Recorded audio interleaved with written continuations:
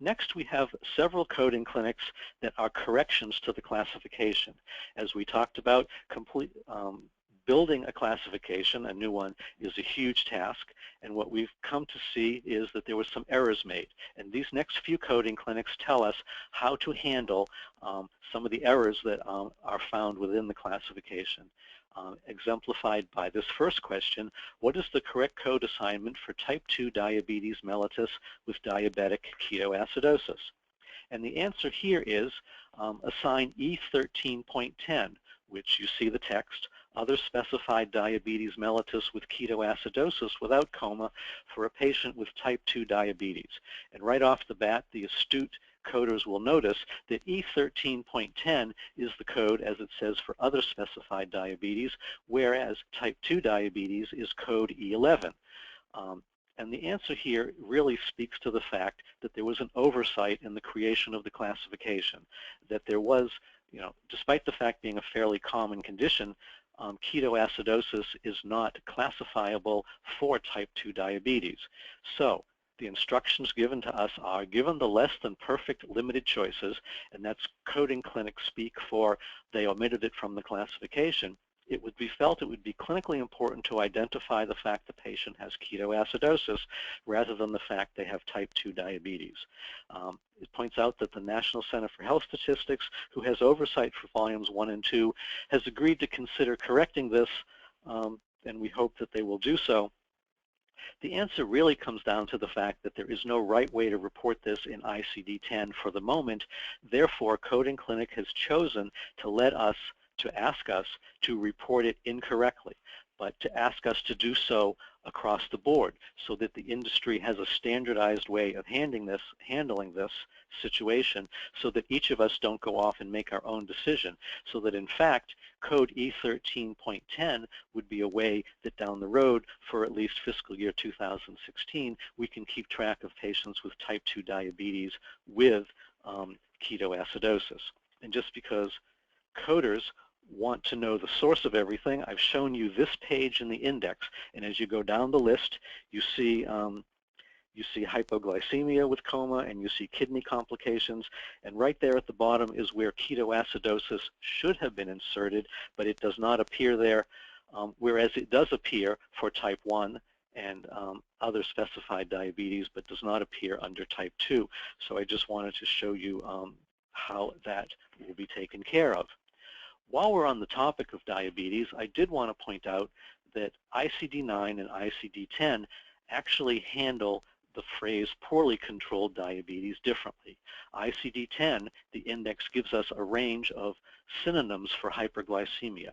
Out of control is in the index, poorly controlled is in the index, and inadequately controlled is there as well, all to be reported as with hyperglycemia.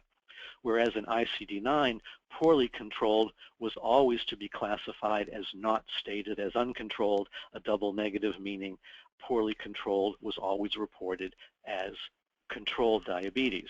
And now that is completely different in ICD-10 as well, structured, given to us by the index. And I wanted to bring that to your attention for future work that you might do. And as long as we're talking about with hyperglycemia, the question that always arises, what about diabetes with hypoglycemia? In ICD-9, hypoglycemia with diabetes was classified to code 250.80, which is a catch-all in ICD-9, including that is where diabetes with osteomyelitis.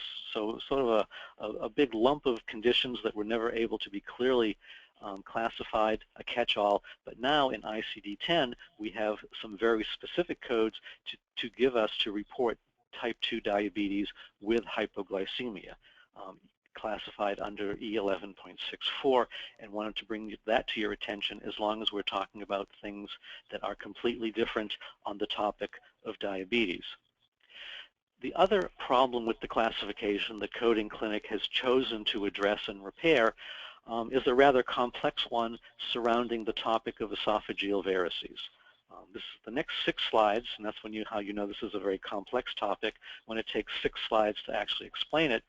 But we have the clinical circumstance: patient with hematemesis presents for an EGD. The patient is found to have esophageal varices. and ligation via band device is performed.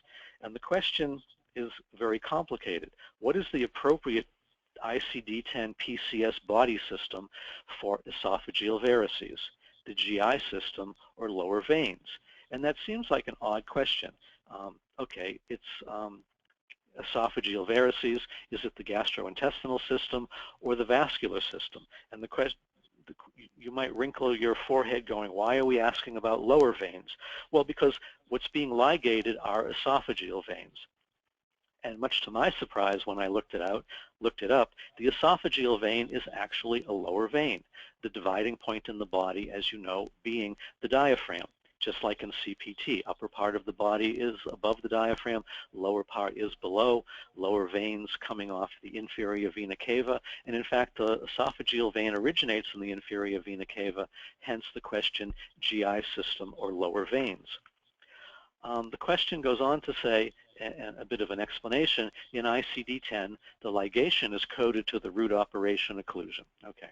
If we use table 06L, and the next several slides I'm going to show you the tables explicitly so you know exactly what this is about, for occlusion of lower veins, there is the appropriate body part, meaning esophageal vein, and a device for the bands. However, there is no approach value for via natural or artificial opening endoscopic, which is the means by which that procedure is done, down the throat to the esophagus. However, if we use 0DL for occlusion of the GI system and use the esophagus, and intuitively you know right off the bat that's not the correct answer because it's not the esophagus that's being ligated, there is the appropriate approach value, but no device option for the bands.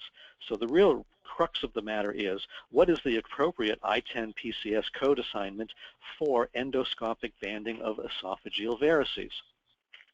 And you know you're in trouble when the answer starts with a clinical explanation of what's going on.